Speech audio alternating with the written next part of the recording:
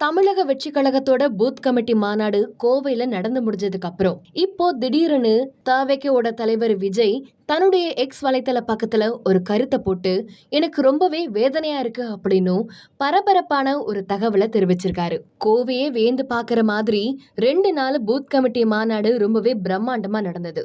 ஆனாலும் அங்க நடந்த ஒரு சில விஷயம் எனக்கு ரொம்பவே கஷ்டத்தை தருது அப்படின்னு சொல்லியிருக்காரு. கோவையில இந்த 2 நாளா இத்தனை அன்பை என் மேல காட்டினவங்க எல்லாருக்குமே ரொம்பவே நன்றின்னு சொன்னது மட்டும் இல்லாம 2026 சட்டமன்ற தேர்தல வெற்றியால இத நிச்சயம் உங்களுக்கு இந்த நன்றியை தெரிவிப்பேன் அப்படின்னு சொல்லியிருக்காரு.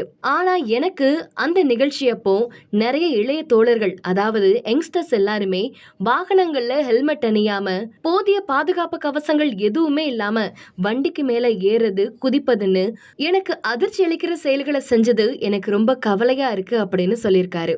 இதெல்லாம் என் மேல இருக்கிற அன்பின் காரணமா தான் செய்யறீங்க. ஆனா நம்ம பண்ற எல்லா விஷயமும் மத்தவங்களுக்கு ஒரு முன்னுதாரணமா இருக்கணும். அதனால இந்த மாதிரி விஷயத்தை இனிமே தவிர்த்துருங்க. இது என் மனசுக்கு ரொம்ப கவலை அளிக்குதுன்னு சொல்லியிருக்காரு.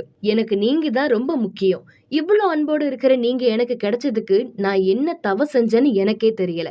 உங்களை நான் கை கூப்பி தலை வணங்கி கேட்கறதெல்லாம் ஒண்ணுதான். உங்க அன்பை நான் மதிக்கிறேன். இனி எப்பவும் மதிப்பேன். அதே போல நீங்களும் என் மேல அன்போடு இருக்கிறது உண்மைன்னா எப்பவுமே இது போல நீங்க செய்யவே கூடாது.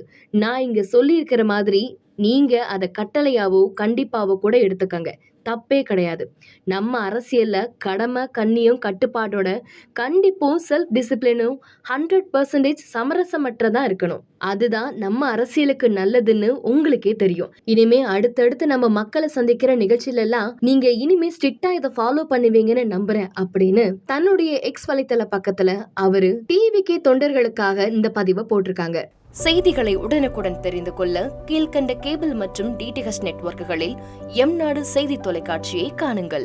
பாதகம் செய்பவரை கண்டால் நாம் பயம் கொள்ளலாகாது பாப்பா. மோதி மிதித்து விடு பாப்பா, அவர் முகத்தில் உமிழ்ந்து விடு பாப்பா. அண்மை செய்திகளை உடனுக்குடன் தெரிந்து கொள்ள இணைந்திருங்கள் எம்நாடு தொலைக்காட்சியுடன்.